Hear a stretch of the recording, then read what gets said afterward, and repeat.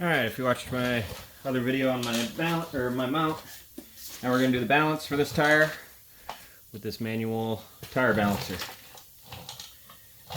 Now I worked in shops for about 20 years and we always had the fancy high-speed tire balancers, usually from Snap-on, which when they are calibrated, they work great.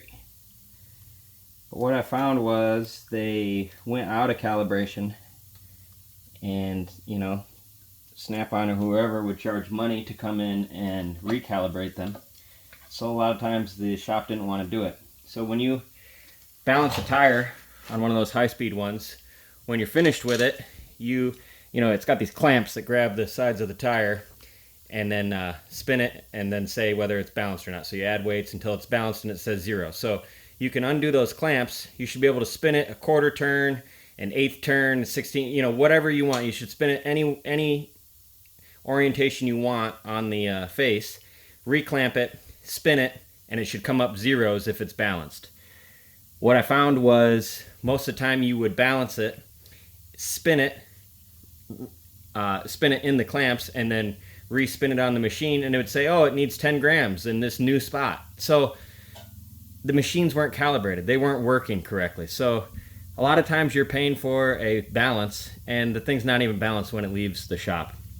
Now, tire balancing doesn't come into play until high speed, really, until I forget what it is, but it's something like 70, 80 miles an hour, something like that, which is why, you know, you don't have to do it to ATV tires. Dirt bike tires, you don't really do it to. I mean, you can, but you're not going to notice an out of balance tire unless it's just horrible, unless there's something really, really bad, until you get up to high speed. So a lot of times tires aren't balanced and people have no idea. Anyway, this machine here, it's not a machine, it's just a simple deal. Works so well because it's all just mechanical. I mean, you can tell if it's balanced, it's balanced. If it's not, it's not. Once you get this balanced, you can put this wheel in any orientation on here, and I'll show you, and it won't spin anymore because it's balanced. So the only thing to set this up is a little balance dot down here and some adjustable screw feet to get that dot set up so you know you're nice and level. And then you put this shaft through your bearings and you tighten up these collars so it's grabbing it well, and you stick this right on here. Now as soon as I let go of this, it's going to start spinning and it's going to find the heavy spot. That heavy spot's going to go to the bottom down here. So once this stops moving, we know that the heavy spot's at the bottom and we need to add weights to the top. So you don't know how many weights. So what I like to do is just take some masking tape and take a shot at it. Now that one spun really slow. A lot of times you'll put this on here and it'll just go woo and really drop. So you know it's going to be a significant amount of weight when it does that. This one's moving pretty slow. I'm going to guess total it's going to need 7 to maybe 21 grams at the most. So we're going to start off pretty light. We're going to try probably 7 grams to actually maybe 14 grams to start with, and then maybe end up taking one away. So it seems to want to stop here. Well, you know what? I'm going to put my valve stem cap on, even though it weighs hardly anything. I want to get everything on there. So let this thing settle. So yeah, we've got our heavy spot up here at the top. I'm just going to take a little bit of tape.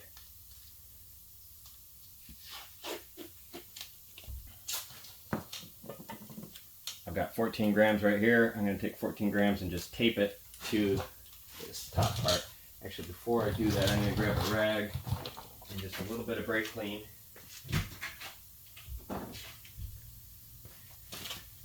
I'm going to clean this part of the rim here so when I'm ready to stick these weights on there, they stick really nice.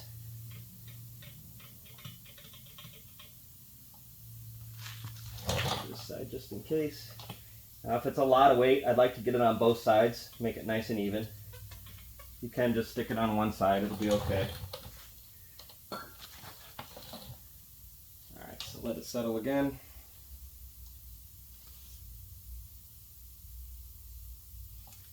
Pretty much done right there, so I'm going to go at 12 o'clock from that heavy spot.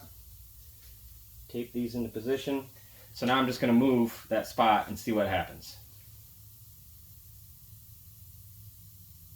Alright, so it needs more weight because now my weight is still going back up, so it means that heavy spot's still down there. So I'll go ahead and match that 14 grams on the other side. Maybe I'm off on my my guesstimate. Maybe we're going to need something like 28, but we'll see. Maybe I didn't go over. I feel like 2 on the other side is going to be too much. Maybe we'll end up at 3 total. We'll see. So I want to match these exactly where these other ones are. I don't want to have them offset or anything like that. So that's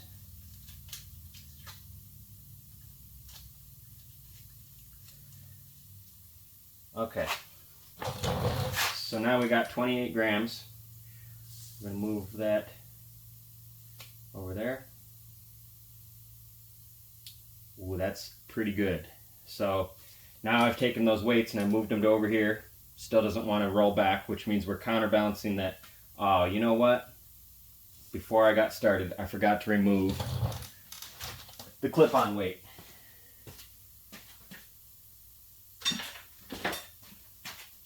So basically we're going to start over. Alright, there's the clip-on weight off. Now we're going to be out of balance. So pull both of these off. We'll let it find its heavy spot and we'll start over.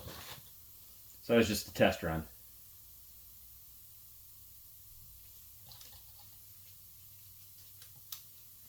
Yeah, it's in a completely different spot now.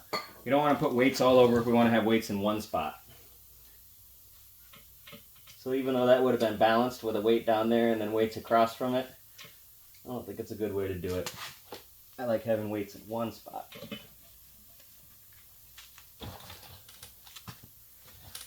Alright, so we'll try again with 14. Let's see what we get.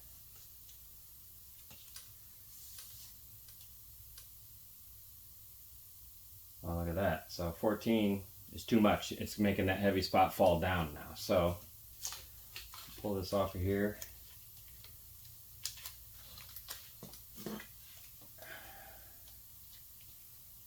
Cut one of these off.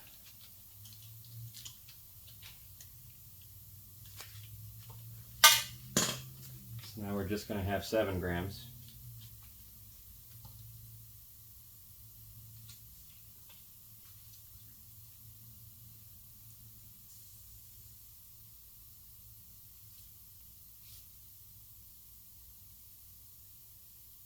Oh, I like that. It's now I've got my where I just added my weights all the way over here 90 degrees and it's stopped.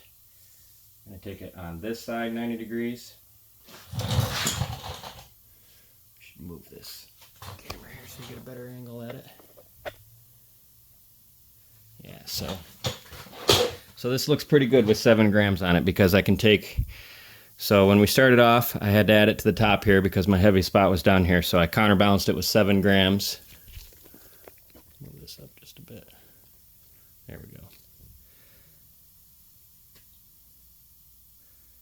So we're going to take this and we're going to move it all over. And what we want to do is see this just hold still pretty much. Now you're going to get, since we're moving 7 grams at a time, now if this is 2 or 3 grams off, it might move slightly. But what I'm looking for is for that to just kind of stop after a few inches, really. So, see, 7 grams is a little heavy, but they don't make a weight that's, I mean, maybe they do, but the common tire weights are 7 grams a piece. So, if you want to get crazy, you can start filing that down or try to cut it in half. But if you're within 7 grams, really, the high-speed balancers would always do zeros at 5 grams. So if we're 5 to 7 grams, you're really close on a tire. So we'll take that all the way down to the bottom, see what happens.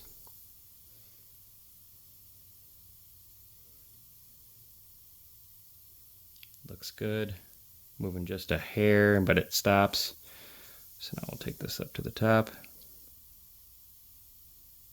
up to the side, I mean. Yeah, I mean, 7 grams is a little heavy. You know what I think I'll do, just for this video to try to get it perfect, I'm going to take one of those and cut them in half and see if that works. Give me a second. Alright, so I cut one of those in half, but when I pulled this off, I thought I should move this and see what happens. So it looks like we're pretty balanced with no weights on there whatsoever. So, which means it's a really good tire. The balance dot's in the right position. So we're going to move this all around and just kind of check and make sure that we are in balance. So there it moves, I mean, just not even an inch. Keep checking this all the way around. Yeah, it stops moving there. All the way down to the bottom. Stops moving there. So it makes sense that that 7 grams was too much. So even if, man, this is beautiful. So we just don't need any weights on this, but we know we're nice and in balance. So this is what I love about this machine, is that there's nothing to go out of whack. You get this level on the floor. You set this up with nice bearings. It's got ball bearings right here, plus your bearings inside of your tire. So this spins nice and freely. I mean, you can tell it just doesn't take anything. This is actually what they show you in most of the Japanese sport bikes manuals, is this is how you balance a tire. I don't know who came up with the high-speed balancing, but it's probably a really good salesman. Because this is a balanced tire. And there's nothing to go out of whack, there's no computer, there's nothing to trick you, to fool you. It's just balanced. So we can take that and move that in any position around here, and it's not going to spin because it doesn't have a heavy spot.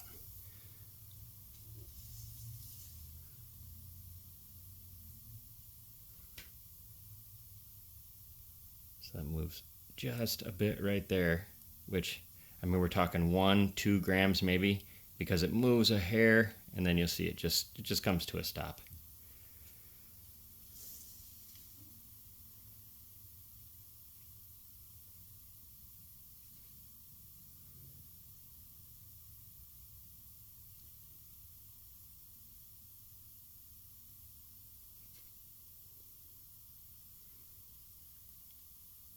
Yeah, that's nice.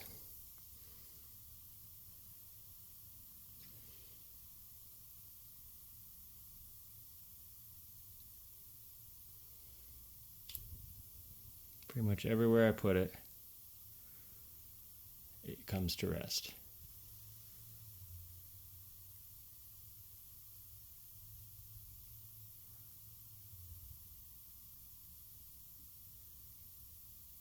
Beautiful. I don't know how many times I'm going to go around. I just like this tire. It's nice when you get one nice and balanced.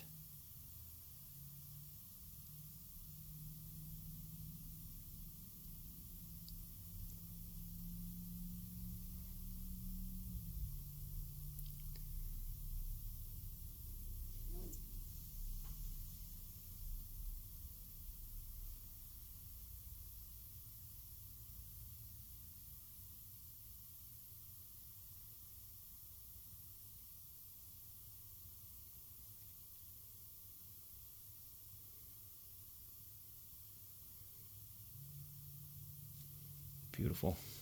I think I've been around 2-3 times, I don't know.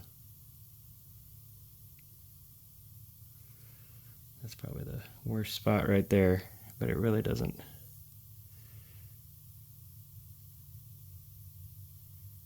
I mean, that's maybe 1 gram, which is pretty much as balanced as you get a tire. All right, well, that's how it works. Thanks for watching.